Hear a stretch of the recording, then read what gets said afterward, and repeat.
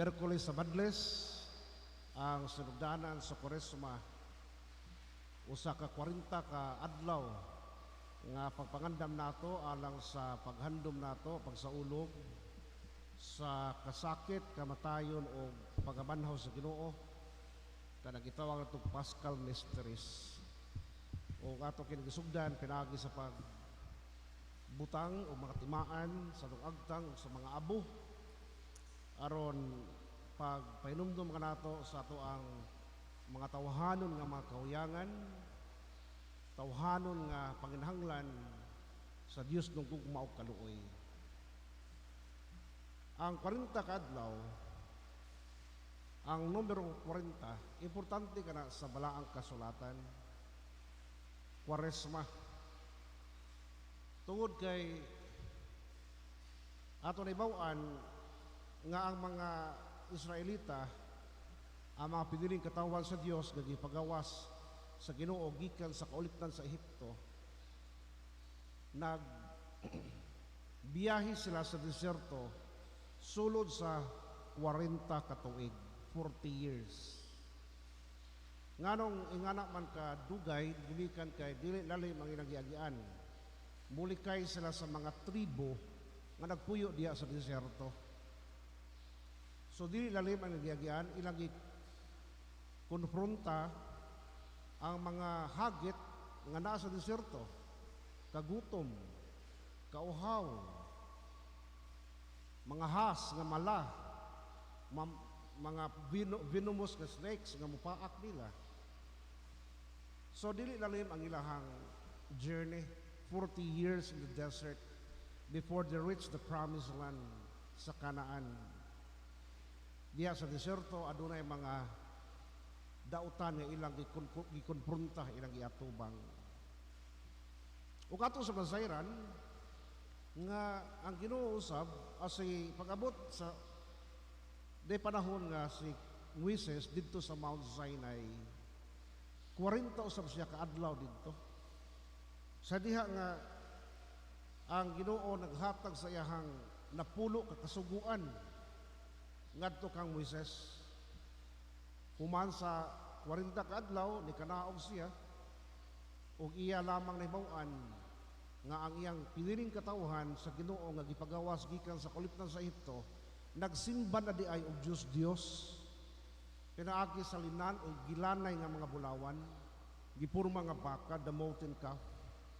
So 40 years after spending 40 years in Mount Sinai, Moses,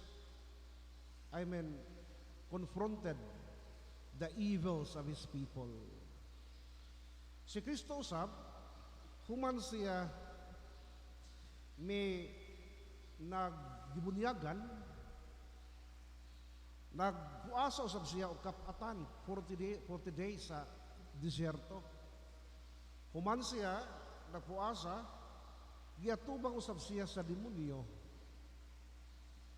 So, naitabo katong the temptation of Jesus. Naitabo 40 days after he was baptized and he was undergoing fasting. So, ni magsuon sa ato nga pagkasulti, kini papangandam nato sa 40 days of Kwaresma. This is also our spiritual journey and of confronting our fundamentals of our humanity and also confronting our own evil, our own demonyo, our own sinfulness sa ato ang pagkatao.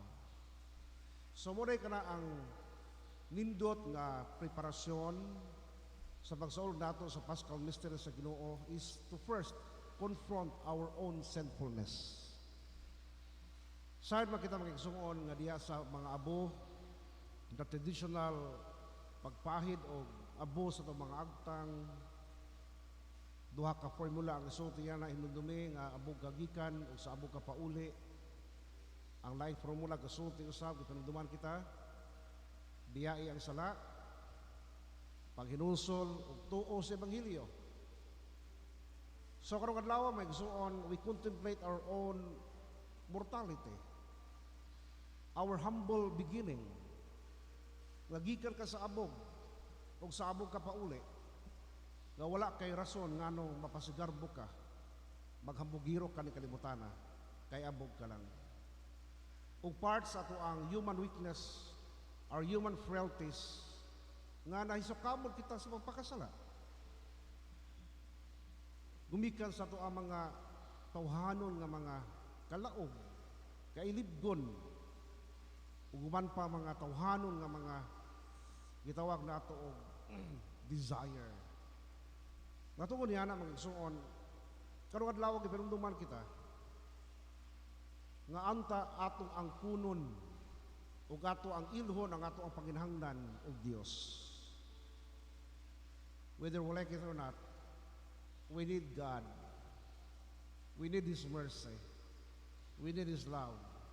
We need His forgiveness. Adunay gitawag nato og mga pillars of Jewish religiosity sa gibasa sa Ebanghelyo karon nga sarang atong kontra sa ato ang selfishness, sa atong sinfulness. Kung ano ito mga igsuon nga ang taliwa sa sala, sin, is the I. S-I-N. I. Meaning, you are always placed at the center. Ako, aho. Mga igsuon, kining hagit sa Ebanghelyo karon, gi-practice uso kini sa mga Hudiyo sa ilang panahon. Adunay tulo ka pamaagi sa pagkonfronta sa atong kadautan ug sa ato ang pagkamakasasala. The almsgiving, prayer, and fasting. Atong tanawon ug usa ang relevance na ini ning mga buhata panahon sa pagpenitensya karong mong season of Kwaresma. Sayod mo kita magigsuon sa ato ang pagka-tao.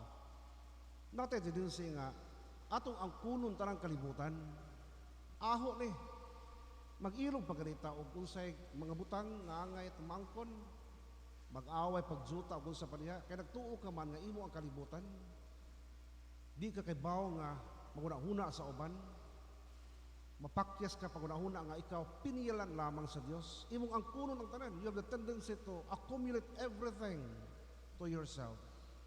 That is what we call greed. That is what we call selfishness. To counter this kind of attitude, we are challenged our gospel reading today to share almsgiving.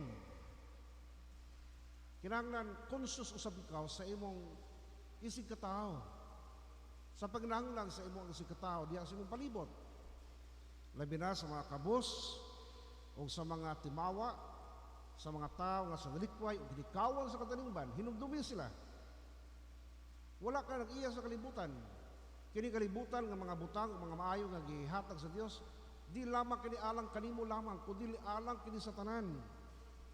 Mao nga paambit, almsgiving. Anakapan lang kay usahay kini pagpaambit nato sa mga tao, almsgiving, imbis nga kini makapaymuot sa Ginoo, nahimo sa kining instrumento nga ikaw mahimong garbuso sa imong pagkatao. Matod pa sa Ebanghelyo karon, gihimo ni nila nga paagi nga sila daigdon sa mga tao. Ingana ko sa itong tendency, muhatag ka, kinahanglan nga i-announce. Gusto ka nga ibandira imong nga di sa tarpaulin nga ikaw mo gihatag na ining maong kandigara. Usahay nay himo sa Station of the Cross. Mayingon dayo ng basa nga the first station donated by for the worth 5,000. Why hinugdan? Ngano pa magbandira imungan o mutabang ka sa mga tao? Sa pagbuhat sa kalibutan, tanawa ang langit, nabay gibutang dito, donated and made by God? Wala. Ang imong naong, imong kinabuhi, nabay gibutang dito, you are a donation by God? No. So ayaw paghambog, ayaw pasigarbo, ayaw pagtabang sa mga tao. Ayaw tingwaan nga daygon ka sa mga tao. Ang atong tingwaon nga kita, kaymutan sa Dios. Ang ikaduha nga punto sa mga igsoon, to counter our sinfulness. Again, natin tendency mga mo ato akupon tanan ang kontra ni anak paambit almsgiving.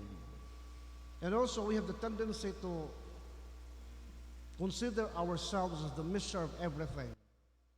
Nga makahimot ang way Ginoo, makahimot ang malampuson nga sa ito kagawin kapasidad o pamanikamot, makahimot sa ito ang itinguha, makabot ito ang idamgo nga way Ginoo.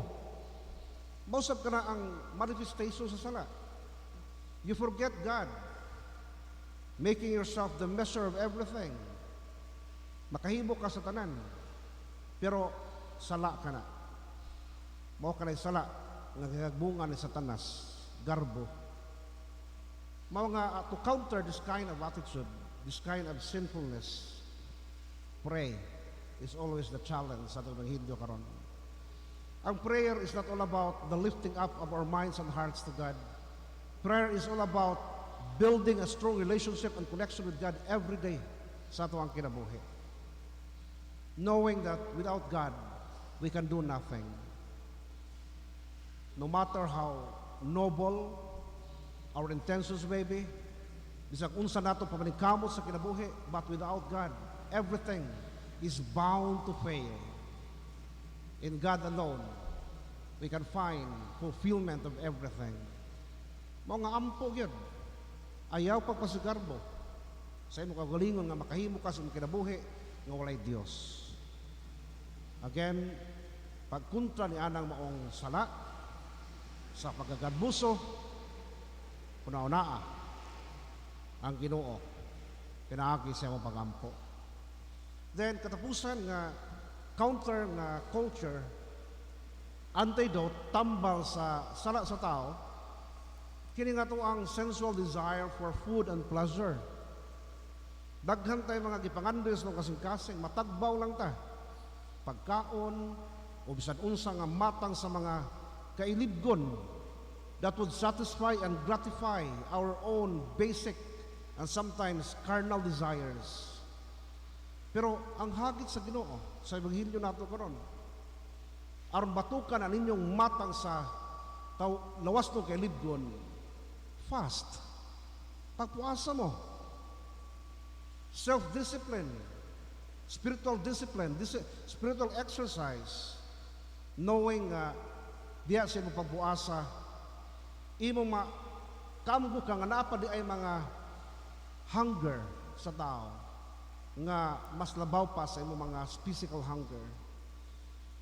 Sa imong pag-exercise spiritually, sa fasting, imuhang ma-realize nga naday kay need for God, need for a lasting and meaningful relationship, mga spiritual hungers nga mas labaw pa sa imong physical hunger kung aduna kay disiplina sa imuhang kaugalingon. Ang fasting, mga igsoon, is again the antidote sa sala sa pagka kanang gitawag itong mailibgon sa atong mga kasing-kasing o sa atong mga nahunan. So mga igsoon, tinuod kining tanan, fasting, kining gitawag nato og praying and almsgiving, mao nga tambal sa mga sala sa kadautan sa tao. Importante kay nang igsoon nga sa imuhang pagpuasa, di lang kay mapuasa kag pagkaon, kundi mapuasa usab ka sa mga paborito mga sala, libak, chismis, pagdaot, tigpuasa pagpugong, aron mabag-o ang imong relasyon sa imong sikataw. That is also part of fasting, to prevent ourselves from committing our favorite sin nga to gihimo over and over again. Natay mga paboritong mga sala, whether you like it or not, natay paboritong mga sala. Tanaw pornography ang uban druga, ang uban chismis, ang uban libak, paborito ng mga sala sa tao. Pero ang usay gisulti sa Ebanghelyo, pagpuasa mo, papugong sa kagalingon. Kabahin na sa itong spiritual journey confronting the evils and demons in us in this 40-day journey. Mga igsoon, sa katapusan, maingon ko, in confronting our human weakness, we realize our own mortality or death. Abog tagikan, abog kita pa uli. We also realize our sinfulness, that we need God's mercy. Because our fallen nature, we have the proclivity and inclination to do sin. Usahay mo kung nahuna tag maayo, pero nabuhat dautan. Muna ka naghilang tag Ginoo. Ang nakalindot sa Ginoo tungkol kay bisan siya hingpit nga pagka-Dios, apan aduna kita'y luna, diya siya kasing-kasing. Mga tunok kini sa itong lawas, tunok kini sa itong kinabuhi kini mga sala, nga ito atubangon within this 40-day spiritual journey. Pero, bisan naak ni mga tunok, nga ito na sinatin sa itong lawas o kinabuhi, unsa may gisulti sa Ginoo, my grace is sufficient for you. Akong grasya, paigo nga mulig-o na kaninyo. Because my strength, my divine strength is made perfect in your weakness. It is in your weakness that you become strong because of God's grace nga naa gihatag sa Dios kanatong tanan. Sa mo na maigsoon, ayaw na unaa, ayaw ingna nga tao ra magud ko. Huyang ko sa mga tao, mahagbo ko po sa mga kasala. Ayaw. Kayo sa gisulti sa Ginoo, pinaagi sa grasya sa Ginoo, paigo ng grasya sa Ginoo, mulig po nimo. Importante nga, aduna kay bukas na kagalingon na mudawat sa grasya sa Dios. Kaya natunda, sa ato ang pag-atubang sa itong kagalingon, sa atong pagkamasalaypon, sa atong ang kagalingon nga makahuyangan sa mga pagkatao, so dining simlasan warisma, mahimot na sa ginaalang kanato, the season of grace, the season of repentance, a season of conversion, a season of a new beginning and opportunity for a new life. Kanaot pa manindog.